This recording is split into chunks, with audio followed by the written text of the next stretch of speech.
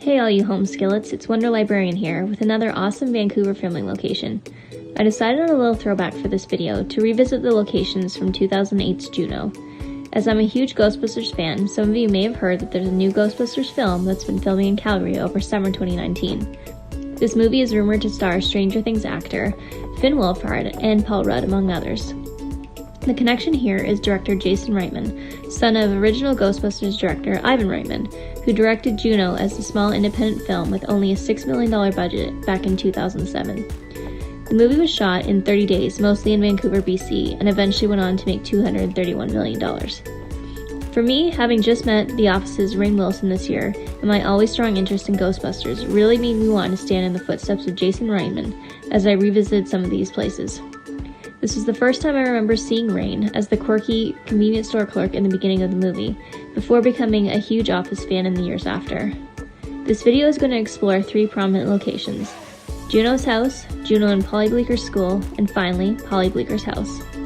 There are more places around the city that I'll consider visiting, maybe in a sequel to this video, but for now, let's get started with some of the key locations from Juno.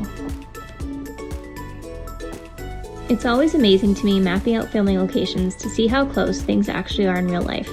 Juno's house is a small turquoise residence on quiet West 32nd Avenue in West Vancouver. Polly's house, I learned, is only a 5-minute drive from here, which means that Juno could realistically have ridden her bike there as she does in the movie. For me, one of the most memorable scenes using the exterior from Juno's house is when Juno finds out she is pregnant, doesn't know what to do, and ties some Twizzlers together and tries to hang herself from a tree in her front yard.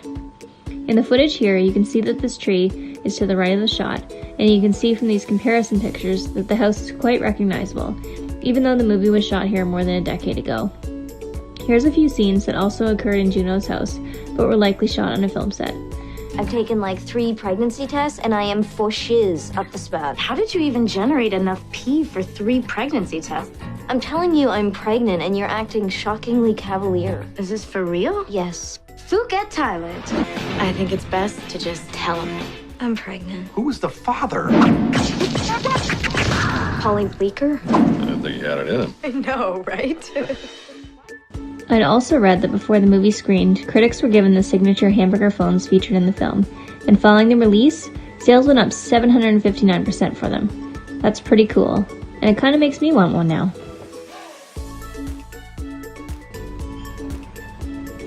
Juno's school is actually quite close to both homes as well. It's Eric Amber Secondary School in Vancouver, which is also a filming location for the original 21 Jump Street in the 1980s. It goes by the name Dancing Elk School in Juno. Most notably, the crew made use of the track at the school. Polly Bleeker, played by Michael Cera, is an avid track runner, and there's a famous scene where he runs off during a meet when he notices Juno is missing from the bleachers. She is, of course, in labor with his baby, as she's adopting out to Vanessa, played by Jennifer Garner. It's a bit tricky to get on the school grounds as it is an operating facility, but I can show you where a simple location to find is. There's a scene where Juno pulls up to the school on her bike and parks it on a red bike rack. If you find the front entrance to the school, you will notice by walking up the path that this bike rack location is quite visible from the front.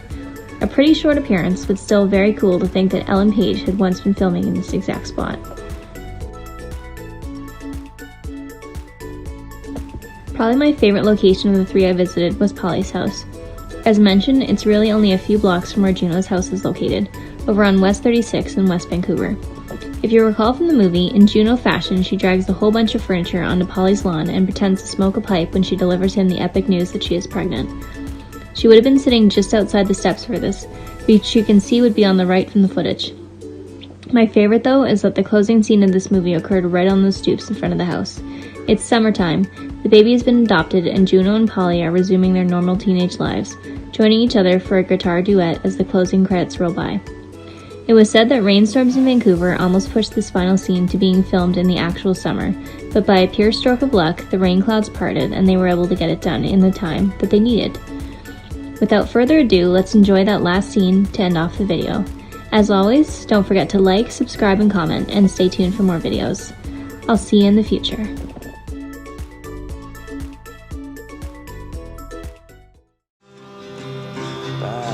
Here is a church and here is a steeple. We sure are cute for 2 ugly people. Don't see what anyone can see in anyone else. both have shiny, happy fits of rage. I want more fans, you want more stage. Don't see what anyone can see in anyone else but I'm always trying to keep it real, and I'm in love with how you feel. I don't see what anyone can see in anyone else but you. I kiss you on the brain in the shadow of the train.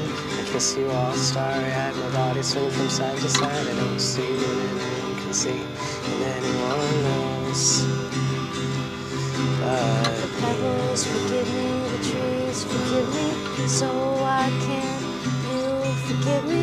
I don't see what anyone can see in anyone else but